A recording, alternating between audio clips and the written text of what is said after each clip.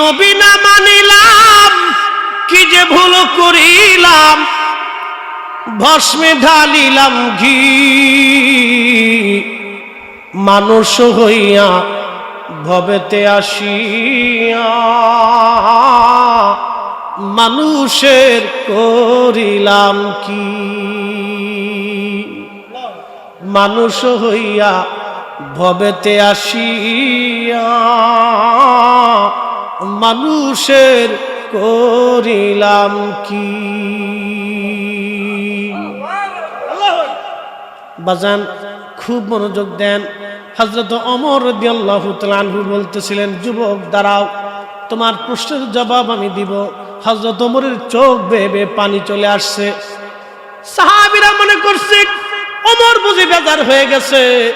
আমরা হলে মসজিদের মধ্যে মারামারি লাগতো, ঝগড়া লেগে যাইতো, ক্ষমতার কারণে তার পুলিশ দিয়ে ধরাইতাম, তারে মারতাম, তারে ঘাট ধাক্কা দিয়ে মসজিদ থেকে বের করে দিতাম।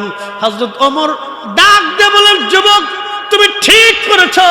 যুবক রে, তোমাদের মতো এরকম মুসলমান যতদিন পর্যন্ত দুনিয়ার মধ্যে জিন্দা থাকবে ততদিন পর্যন্ত আমার নবীর উম্মত মাথা উঁচু করে দাঁড়ায় থাকবে, আমার নবীর উম্মতের মাথা নিচু হবে না। একবার জোরে বলা যাবে আল্লাহু আকবার। সে আমার 20 টাকা তারাবি চালু করছেন সাহাবে کرامের উপস্থিতিতে। 10,000 সাহাবী, রানিং 9 জন জান্নাতি সুসংবাদ প্রাপ্ত সাহাবী উপস্থিত। আর হেতাই শায়েখ নাম দিয়ে, মাদানি নাম দিয়ে 8 টাকা তারাবি বনে নামাই গিয়া 12 রাকাত চুরি করে ফেলছে। ও আন্তর্জাতিক খ্যাতি সম্পন্ন সুর। কি কথা খারাপ বলছি?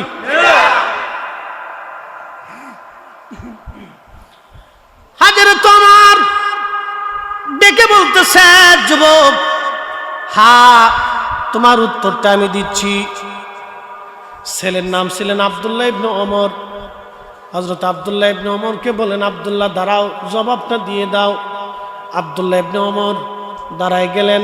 হযরত ওমর রাদিয়াল্লাহু তাআলা আনহু জবাব দিলেন, ও যুবক, আমি জানি বাইতুল মাল থেকে যেই পরিমাণে কাপড় বরাদ্দ হলো এই কাপড় দিয়ে আমার জুব্বা হবে না।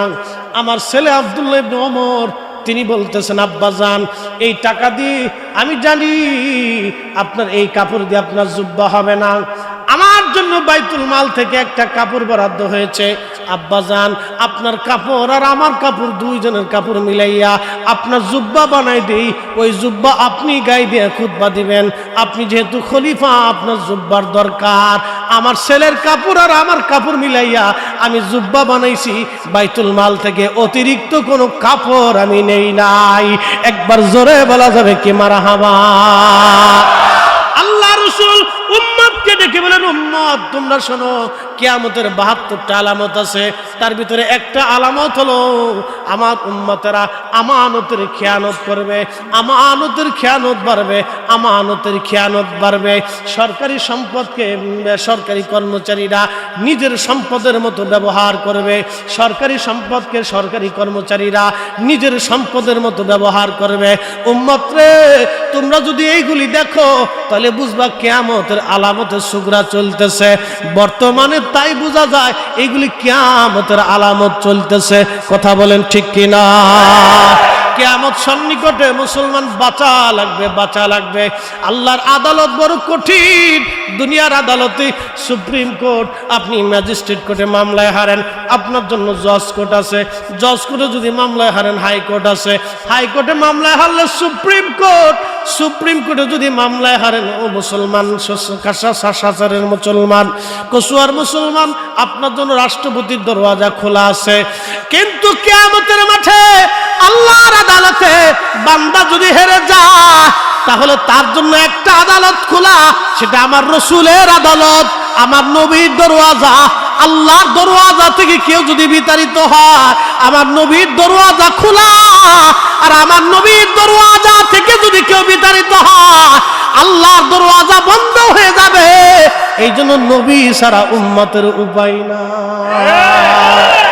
এই জন্য আমরা সুন্নিরা নবী নবী করি। কি কথা কর না? আমরা কি করি? নবী নবী করি। এরা বুঝে না। মেহশরের মাঠে আল্লাহর আদালত থেকে ব্যক্তি বিতাড়িত হলে রসুলের দরজা খোলা, নবীর দরজা থেকে বিতাড়িত হলে আর কোথাও জায়গা নাই, আর কোথাও জায়গা। সর্বনাশ হয়ে যাবে, সর্বনাশ হয়ে যাবে, সর্বনাশ হয়ে যাবে। এই জন্য আমাদের উচিত হলো রসুল করিমের আদর্শটাকে দাঁত দিয়ে কামড় দিয়ে একবার ধরে রাখা। রসুলের আদর্শটাকে দাঁত দিয়ে কামড় দিয়ে ধরে রাখা, এটা হলো আমরা বুদ্ধিমানের কাজ। বুদ্ধিমান যারা আল্লাহর নবীর আদর্শটাকে দাঁত দিয়ে কামড় দিয়ে ধরে রাখবে, এরা হলো বুদ্ধিমান। ও নবীর উম্মতেরা খুব মনোযোগ দিয়ে শুনে যান।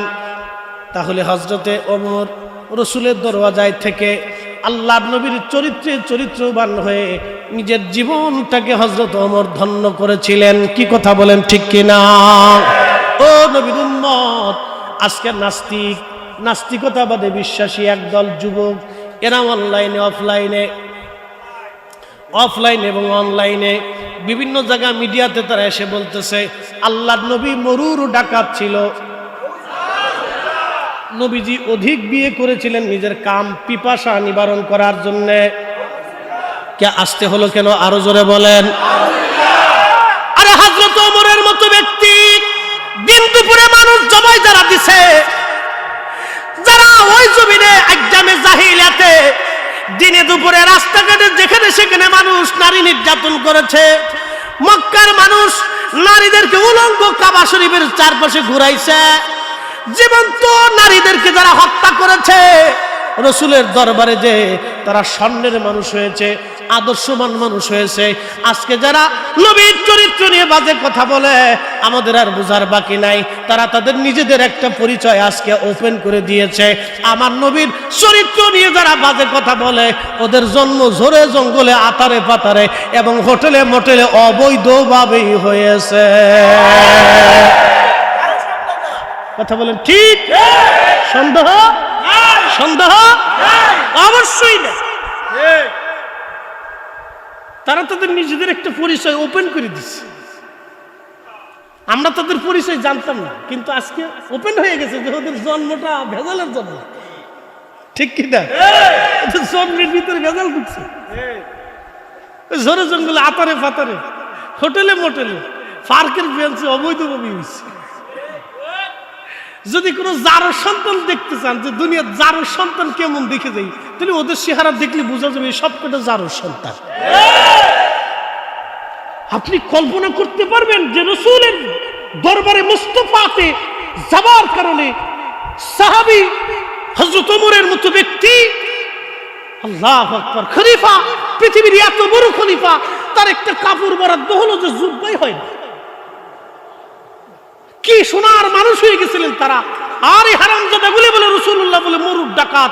আরে রাসূল না আসলে পৃথিবী অন্ধকারেই থাকতো, রাসূল না আসলে নারী অন্ধকারেই শেষ হয়ে যাইতো, রাসূল না আসলে পৃথিবী অন্ধকারেই নিমজ্জিত থাকতো, এই পৃথিবী আলোর চেহারা দেখতো না। কথা বলি ঠিক?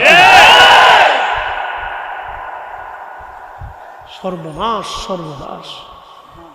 কোন ভাষায় যা আপনাকে রাসূল বুঝাবো আমি জানি না। নবীর একজন খাদিম হযরত আনাস রাদিয়াল্লাহু আনহু 10 বছর ধরে খেদমত করছে। কত বছর? 10 বছর খেদমত করছে। খাদিম রাসূল হযরত আনাস বলতেছেন, ও নবীর উম্মতরা শোনো, 10টা বছরে আল্লাহর নবী আমাকে একটা ধমক কোনোদিন দেন নাই।